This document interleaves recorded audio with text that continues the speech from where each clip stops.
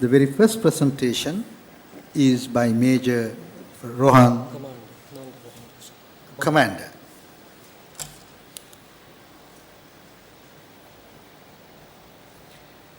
By Commander Rohan Joseph. The title of the presentation is Maritime Strategy for National Development, Sri Lankan Perspective. Over to you, Rohan.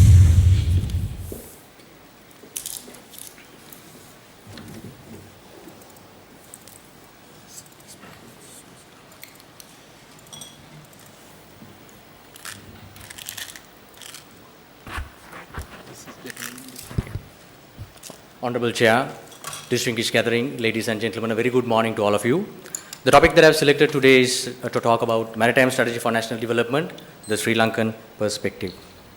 Now, I think we should not waste time on dwelling the importance of the strategic location of Sri Lanka in one of the famous ocean masses in the world, that is the Indian Ocean. So I will skip that part. But I would like to take your attention to see some of the historic links that we have with the maritime domain.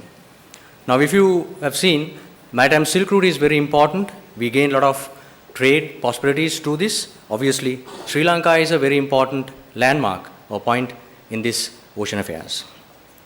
Then comes those who are famous with Cheng Ho's famous voyages to Western Seas, once again highlights how significant Sri Lanka has been centrally located at this ocean mass. And I'm sure the history records that first ever recorded history, the first ever landing, amphibious landing that took place in Sri Lanka was with Prince Vijaya's arrival in 7 ships. So that's another aspect into this. And apart from that, obviously, arrival of Therani Sangamitta by sea to Sri Lanka remains as one of the very important landmarks in our history, and also equally shows how closely we are knitted to maritime domain. As the topic is primarily to talk about maritime strategy, now whenever we talk about maritime strategy, people tend to think that it's a Navy's job. But I think very rightly it has 2 elements into it, the military component and the national, much wider, broader concept. When we talk about the military component of it, air, land and sea are essential elements in this regard, and those are the basic components with the modern strategies of navies are formed. Key concepts such as sea denial, sea control, power projection, and there are various other theories, concepts that chip into this particular aspect. Now, when we look at the national maritime strategy, the broader picture, it constitutes economy, environment, social and political considerations. Now, the term necessarily encompasses a national approach to security. It's not the business of the Navy or the Coast Guard. And also, it should incorporate all arms of government.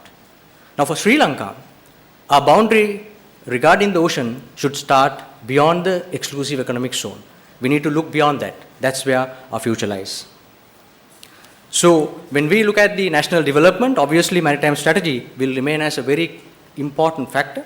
For obvious reason, we are fortunate enough to be located in one of the most important strategic masses, ocean spaces in the world, and we are vested with a huge amount of untapped resources in this ocean space. Now, there are some factors we need to look in when harvesting these resources, such as technological, environment, political, various laws and regulations that chip in along with this. Now, this picture gives a very broad idea of where Sri Lanka and about its maritime space. Sri Lanka is a very tiny island in the Indian Ocean, but when you see the exclusive economic zone, the sea area is almost about 8 times of our land. Then we are vested with a huge area of search and rescue region that is almost 27 times of our land. And once again, if you are lucky enough in the future, we'll be vested with the ocean area 24 times of land, where I'm going to discuss in the year.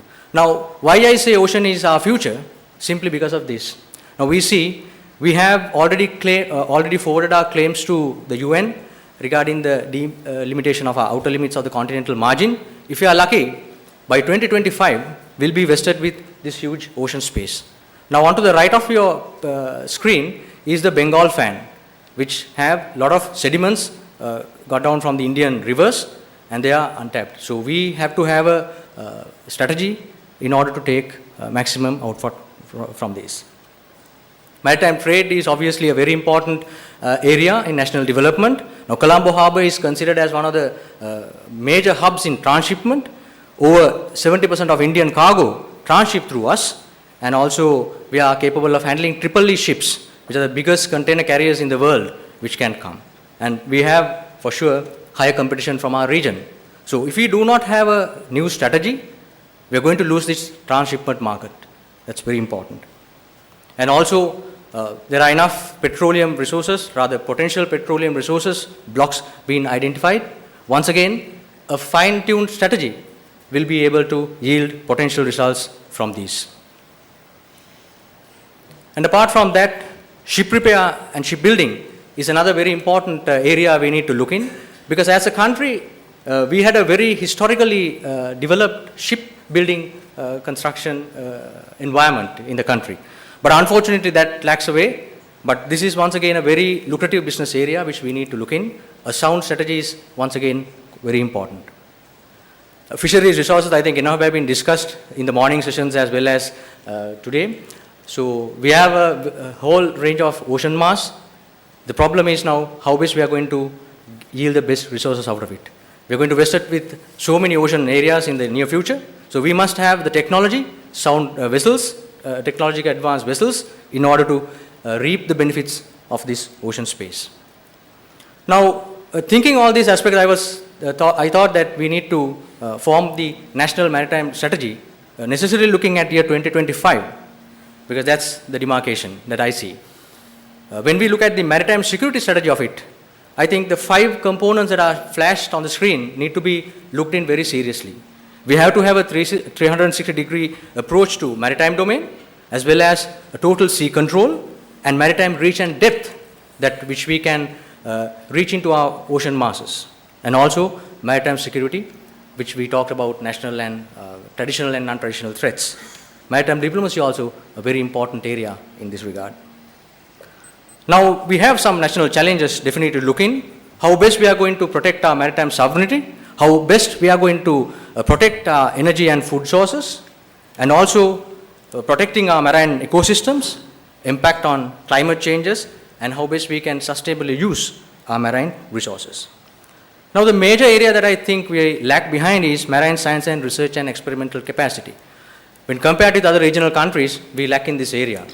We need expert brains to work on how best scientifically we can explore these avenues. Networking is once again a very important. We see certain stakeholders working in isolation. We need to network and come to a common understanding in order to formulate this strategy. Regional and international cooperation for sure will be beneficial tool in this.